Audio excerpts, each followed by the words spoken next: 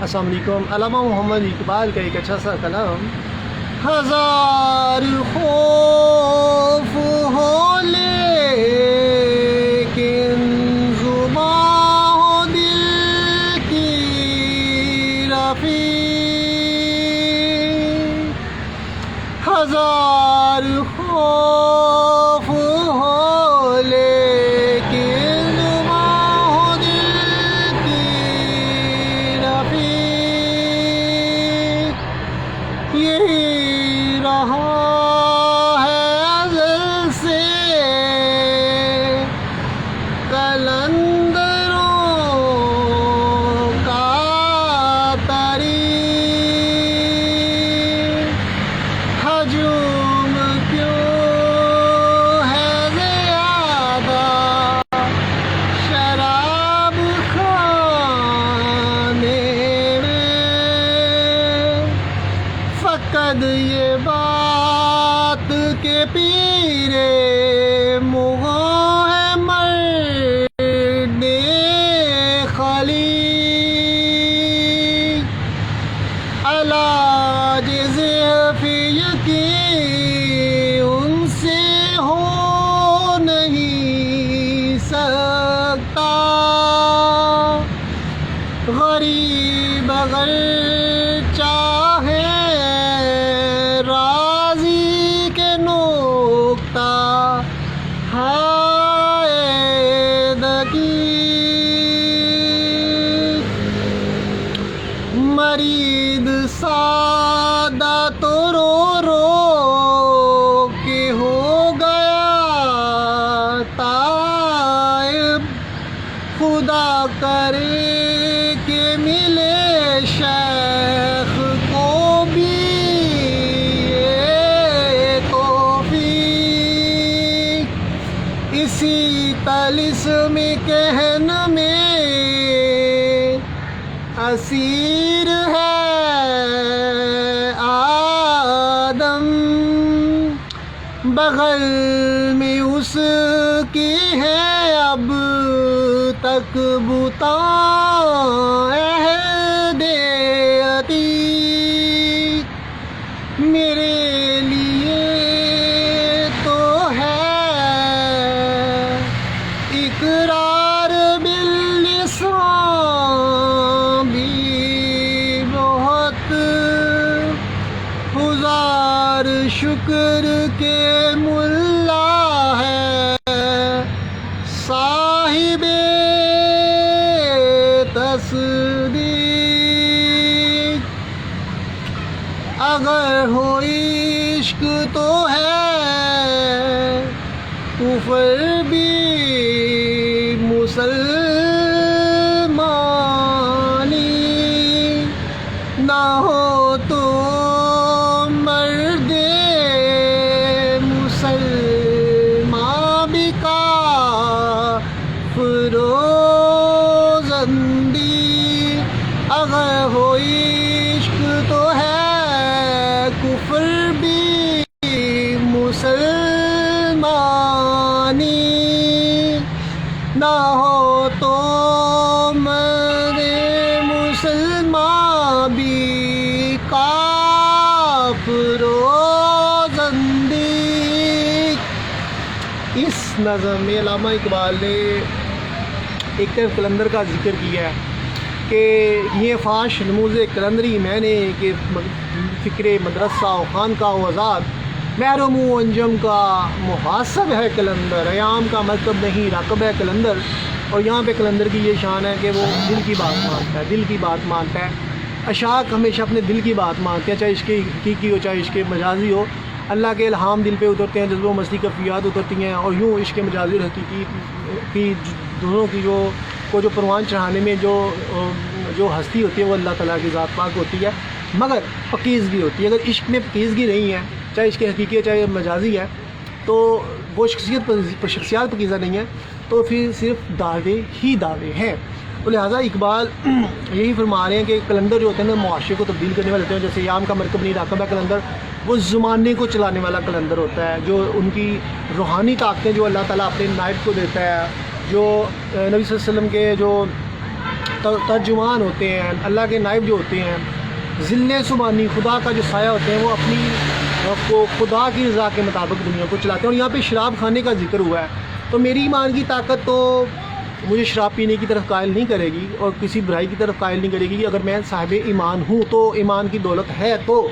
مگر یہاں پہ جو شراب کا ذکر کیا ہے علامہ اقبال نے، وہ نئے عشق کا ذکر کیا ہے. مگر اگرچہ انہوں نے مفہوم ظاہری طور پہ ایسی لگتا ہے کہ ظاہری طور پہ جو شراب پی جاتی ہے اس کا ہے، مگر اسلام شخصیت پرستی سے بھی منع کرتا ہے. تو لہٰذا یہ نہیں ہے کہ ہم اقبال نے شراب کھانے کا ادھر ذکر کر دیں تو ہم بھی شراب پینا شروع کر دیں کیونکہ ہم اقبال کی محبت میں اس قدر آگے نکل جائیں. نہیں، اقبال نے کا سارا کلام شاعری کا دیکھیں بہت بہترین ہے، اور کبھی بھی بلند خیالی اس وقت تک نہیں آتی جب ہمیں پکیزگی یا یکرنگی نہ ہو. تو مومن کی فراست کو اللہ کے نور سے دیکھتا ہے. تو یہاں پہ شراب کا حقیقت میں لفظ جو ہے نا وہ استعمال ہی یہ عشق کے حوالے سے ہوا ہے.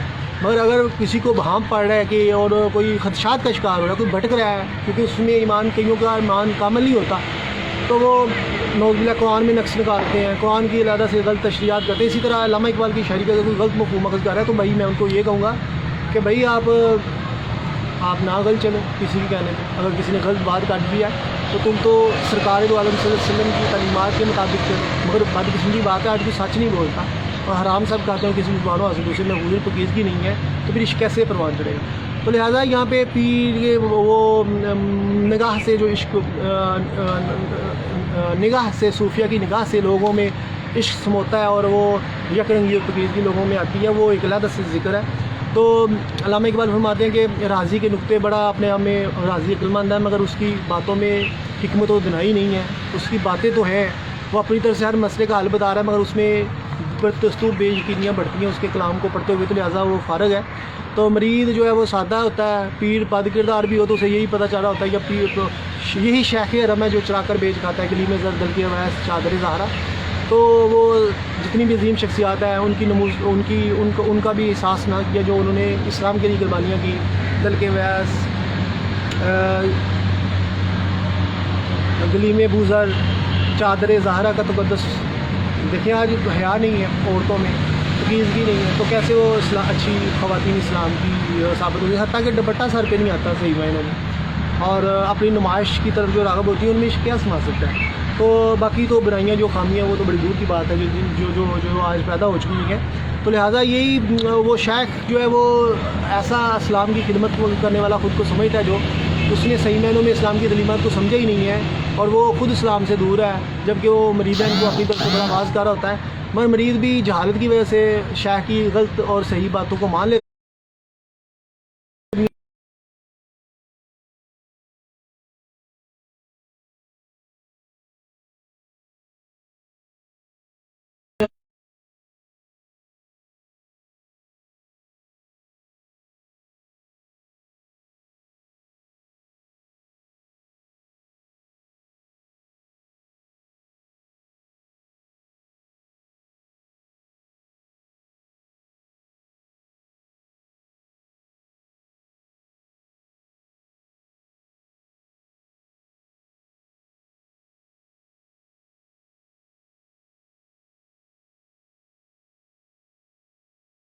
اللہ کی بارگاہ سے دور ہے اور اس نے خدا کی بھی ذات کا احساس نہیں کیا کہ خدا مجھے دیکھ رہا ہے، اور اللہ نے بغاوت کیا ہوا ہے.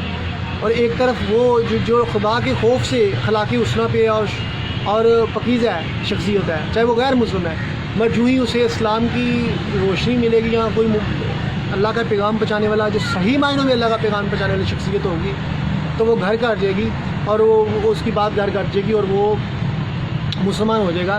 تو لہٰذا وہ مسلمان بہت زیادہ بہتر ہو جائے گا جو بد کرداریوں میں ہے، گناہوں میں لت پت ہے. کیونکہ ایک گندی سبزی ہے یا باسی سبزی ہے یا کھانا خراب ہو جائے ہم نہیں کھاتے. اسی طرح جب شخصیات تباہ ہو جاتی ہیں، شیطان ان کو کچک لیتا ہے اور ان کو شیطانیت میں مبنی سوچیں دے دیتا ہے اور حکمت و دنائی ختم کر دیتا ہے. اور حکمت و دنائی سے ہی ہم تو بری چیزوں سے خاصتوں سے پڑے رہتے ہیں نا، ہمارے کردار میں یقین نہیں ہوتی اور ہم پڑھتے نہیں ہیں. تو جب ہم جان بوجھ کے ان چیزوں کو پریکٹس کرنے رب منع کرتا ہے، جیسے منافقت کرنا، رائے کاری کرنا، جھوٹ بولنا، زبان و حاصل میں محفوظ نہ رہنا اور بد کردار بھی ہونا سب سے بری چیز، تو پھر تو آپ تو اس برے کھانے کی طرح ہو جس کو کوئی بھی کھانا پسند نہیں کرے. اس طرح اللہ تعالیٰ آپ کو قبول نہیں کرے گا کہ آپ کی روندہ درگاہ کر دے گا. جبکہ وہ غیر مسلم جو پاکیزہ ہے, یکرنگ ہے, اللہ تعالیٰ اس کو پھر ایمان کی دولت سے نواز دیتے ہیں اور اس کو پھر اس سے کام لیتے ہیں. میں یوسف بن تاشفین کہانی پڑھ رہا تھا نسیم جازی کی, تو اس پہ ایک بڑا اچھا لفظ استعمال ہوا, اس سے ریلیٹڈ ہی تھوڑا سا واقعہ نظر آ رہا ہے. جب یوسف بن تاشفین نے ایک گمنام مبلغ ذکر ہوا, گمنام مبلغ کی تبلیغ سے یوسف بن تاشفین افریقی ممالک کا ذکر ہو رہا ہے, اسپین کا ذکر ہو رہا ہے, تو افریقہ کا ذکر ہو رہا ہے, اس میں اسپین کا بھی ذکر ہوگا, کرتبہ, غرناطہ, اشبیلیہ, تتلیہ, اور عبد المنعم اور اس کے بیٹے سعد, احمد اور حسن کا ذکر ہوتا ہے, اور سعد, حسن اور احمد کا ذکر ہوتا ہے, اور وہ کیسے اسلام کی سربلندی کے لیے قربانیاں دیتے ہیں یہ بیٹے اور باپ اور بیٹے, اور کیسے سعد جاتا ہے, سعد بن عبد المنعم جاتا ہے یوسف بن تاشفین سے مدد لینے کے لیے. وہ پہلے ایک بربری قبائل کے سردار تھے, اور انہوں نے جب اسلام قبول کیا تو تمام جتنے بھی افریقہ میں لوٹ گسوٹ کرنے والے غلط قسم کے نظام رائے تھے اس کے خلاف جب اٹھ کھڑے ہوئے تو تمام قبائل اس کے مخالف ہو گئے, اور وہ بڑی تیزی کے ساتھ اسلام کی فتوحات جاری تھی, اور سب کو ایک مرکز تلے جمع کرنا چاہ رہے تھے افریقہ میں یوسف بن تاشفین. اور اس کے مقابلے میں جتنی بھی خواہشیں اس کا شکار تھی یا غیر مسلم طاقتیں اکٹھی ہو گئی تھیں, اور یوسف بن تاشفین ایک طاقت بن کے افریقہ میں ابھرے تھے. اور جب سعد بن عبد المنعم جاتے ہیں, جب یہاں پہ لوگ اس کا نام کیا ہے, اس الفانسو کا دور کا ذکر ہوتا ہے. الفانسو کے دور میں مسلمانوں سے اخراج تحصیل کرتا ہے, کرتبہ, تتلیہ, اشبیلیہ, اس طرح مسلم جتنی اسلامی ریاستیں ہیں کہ میں تم پہ جنگ لگا دوں گا, نہیں تو اخراج دو, اور وہ دن بدن کمزور کر رہا تھا, جگہ ٹیکس لگایا جا رہا ہوتا ہے. تو ایسے میں وہ باپ بیٹا, باپ اس کے وہ قید ہو جاتی ہے, وہ غیور قسم کی تقریر کرتا ہے, تو وہ برداشت نہیں ہوتی, جو حوث کے پجاری لوگ ہوتے ہیں, بد کردار حکمران ہوتے ہیں.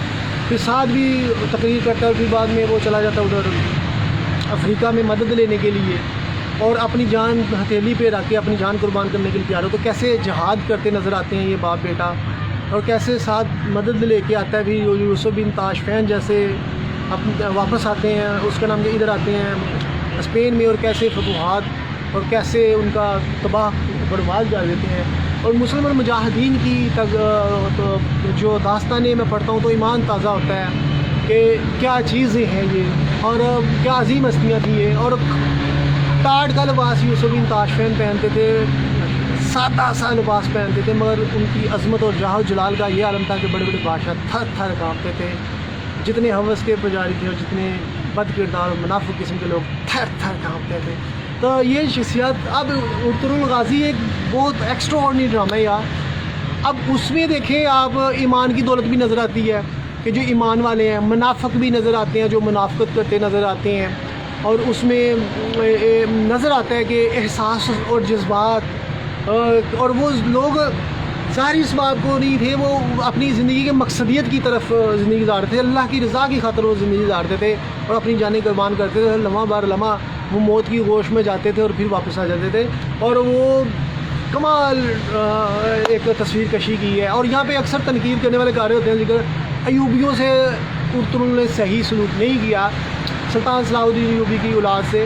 تو میں یہ کہوں گا کہ انبیاء کے بیٹے نافرمان ہو. اسلام کا تو وصف ہی ہے کہ اسلام اس نے ہی اس کو دیتا ہے, اور یہ شعر سے بھی اٹیچ ہو گیا, اور عشق تو کفر بھی مسلمانی تو نہ ہو تو مسلمان بھی کافر و زندیق. اسلام تو اس نے ہی اس کو دیتا ہے جو صحیح رہے, جو کردار کی خوبصورتی ختم ہو گیا تو فارغ شد, حالیہ پاکستان لے لیا, بغیر قتل و غارت کے مکہ فتح ہو گیا. انبیاء کے بیٹے نافرمان ہو گئے, اللہ نے ان کو عذاب مسلط کر دیے. تو اگر اگر اگر اگر اس کا نام کیا ایوبیوں کی اولاد جو ہے نااہل ہو گئی تھی, تو اللہ تعالیٰ پھر کسی اور مرد مومن کو پیدا کر دیتا ہے جو اسلام کی تڑپ رکھتا ہے, اور وہ اسلام کا پیغام صحیح معنوں میں پھیلاتا ہے. اور جیسے سلطنت عثمانیہ 3-4 بر اعظموں تک پھیل گئی, اور 7 بر اعظم ٹوٹل ہیں, ہماری نائس اور کتنی اسٹرینتھ تھی, اور کیسے ایک پروپیگنڈے کے تحت یہ حکومت ختم کی گئی, یہ ایک علیحدہ سے بحث ہے. مگر ایک ایمان, اور کیسے آپ نے منافقین سے لڑنا ہے, کیسے آپ نے کفار سے لڑنا ہے, یا بد کرداروں سے لڑنا ہے, یا بے ایمان لوگوں سے لڑنا ہے, منافقوں سے, رایہ کاروں سے, ख्वाहिश नफ्स का शिकार लोगों से, ये उर्दुल गाज़ी में आप बड़ा कुछ सीखते हैं। मेरे ख्याल में उर्दुल गाज़ी से पढ़ना चाहिए और देखना चाहिए ड्रामा। और अभी मैं उर्दुल के ही इस कदर मुलव्वस हूँ देखने में कि मैं दूसरी दफ़ा देख रहा हूँ और मसलसल वही देखे जा रहा हूँ, आसमान नहीं देख पा रहा। ये मुझे इतनी अच्छी एक्टिंग की हुई है इस फिल्म में, और बड़ा अच्छा प्रोड्यूसर ने, राइटर ने इंसाफ करने की कोशिश की है स्टोरी में, और एक्स्ट्राऑर्डिनरी कंसेप्ट। ये कहीं भी वो ज़रा सी भी गलती नज़र नहीं आती कि स्क्रिप्ट राइटर की गलती नज़र आ रही हो कि उसने कोई डंडी मारी हो स्क्रिप्ट लिखने में, ज़रा सी भी नज़र नहीं आती। उसका नाम क्या है कि एक मर्द मोमन का किरदार जो डैमेज हो, नो, इब्न अरबी का किरदार बड़ा अच्छा दिखाया गया, जो एक सूफ़ी दरवेश है जिनकी दुआओं से सल्तनत उस्मानिया परवान चढ़ती है, और कैसे उसके दिल पे खुदा के राज उतरते हैं, और कैसे उसकी दुआओं मददों से उर्तुल उसकी औलाद को तहफ़्फ़ुज़ मिलता है। ये भी इब्न अरबी का बहुत बड़ा मुकाम दिखाया गया उस तरकिया में। और लिहाजा ये नसीम मजाजी किताबें जितनी भी हैं, मैं दिल करता बार बार पढ़ूँ, इतनी अच्छी लिखी हुई हैं। दास्तान मुजाह, तलवार टूट गई, दियार हरम में, सकाफ़त की तलाश, यूसुफ बिन ताशफैन, मोहम्मद बिन कासम, कितनी ही एक्स्ट्राऑर्डिनरी तारीख हुई है। और हमेशा अनमोल हस्तियों से ही इंसान सीख सकता है जिनके किरदार में पकीज़गी या तंगी होती है। जब आप अपने हीरोज़ को छोड़ देते हैं तो फिर यही सोशल मीडिया का दौर, और सोशल मीडिया में भटकें, और बड़े बड़े दावे, सियासतदानों के भी, मौलवियों के भी बड़े बड़े दावे, और इस्लामी हीरोज़ का तस्वर ज़ीरो, क्योंकि दावे हैं मगर किरदार नहीं। मगर हम तो हर चीज़ से इसलिए बेनियाज नज़र आते हैं कि हमारा माइंड बहुत ऊँचा है, हमारा ज़र बहुत ऊँचा है। कोई तो हमारी निगाह में टिक नहीं सकता कि ज़्यादा देर हम किसी को अहमियत दें, क्योंकि कोई किरदार अच्छा होगा तो हम, जैसे अल्लाह ताला की ज़ात पाक है, हम भी अल्लाह ताला का जैसा सलूक करते हैं, तो जो बद किरदार होते हैं अल्लाह ताला उनको रोना दरगाह कर देता है। इसी तरह हमारी नज़र में भी जो बद किरदार होते हैं, बुरे होते हैं, मुनाफिक होते हैं, रायकार होते हैं, हम भी बेपरवाह हो जाते हैं, क्योंकि मैं कहता हूँ पकीज़ा शख्सियत हो तो मैं तो उसकी परस्तश करूँ, क्योंकि पकीज़गी एक बहुत बड़ा वस्फ़ और खूबी है, और पकीज़ा शख्सियात के पास ही खुदाई का राज होता है, और वहाँ से ही खुदाई नज़र आती है। तो पकीज़गी नहीं है तो ना तो ज़्यादा इल्म होना भी कोई बड़ी बात नहीं है। अगर आपका इल्म है मगर आप में पुख्तगी नहीं है, ज़्यादा बातें कर लेना बड़ी बात नहीं है। बातें ज़्यादा कर रहे हैं इंसान, मगर बातों में सच्चाई नहीं है, बातों में हिकमत और दनाई नहीं है। मेरी एक भी वीडियो का आप यू टर्न और रॉन्ग टर्न और झूठ बता दें, जितनी मैंने वीडियो में सर बना रहा हूँ, मान जाऊँगा। बड़ा नाप तोल के बोल रहा हूँ। कल मेरी वीडियो इस तरह ख़राब हो गई कि कुछ मैंने एक्स्ट्राऑर्डिनरी गलत बोल दिया। एक्स्ट्राऑर्डिनरी से बना दिया कि मैंने थोड़ा सा ऐसे लग रहा था जैसे मैं ज़ाती हो रहा हूँ, कि ज़्यादा ही डेंजरस हो रहा हूँ। इतना भी हक़ाइक़ से भी मुझे पर्दा उठाने का हुक्म नहीं हुआ जितना मैं उठाना चाह रहा था, फिर लिहाजा मैंने अपनी वीडियो डिलीट कर दी। अभी वो हक़ाइक़ से आहिस्ता आहिस्ता पर्दा उठाऊँगा, क्योंकि मैं जितने भी ख्वाहिश नफ्स का शिकार है, रायकार हैं, मुनाफिक हैं, बद करदा है, यजीदी सोचों वाले, फ़िरौनी सोचों वाले, जितने भी गलत किस्म के मुआशरे में शैतानी तुमान चढ़ाते हैं, शैतान के अलाकार हैं, मुझे वो अपने दुश्मन नज़र आते हैं, और मैं उनको अपना दुश्मन समझता हूँ, क्योंकि यही लोग इंसानियत और मुआशरे की तबाही का बायस मान लेते हैं। तो लिहाजा चाहे कोई भी है, तो लिहाजा नफ़रत करता हूँ मैं, जैसे इसीलिए वो बात कर मेरे साथ टॉपिक के साथ आ रहे होते हैं। मगर मेरी एक आदत है, मैं भगा के और पानी पिला के मार दूँ अपने दुश्मन में। ओके, खुदा हाफ़िज़।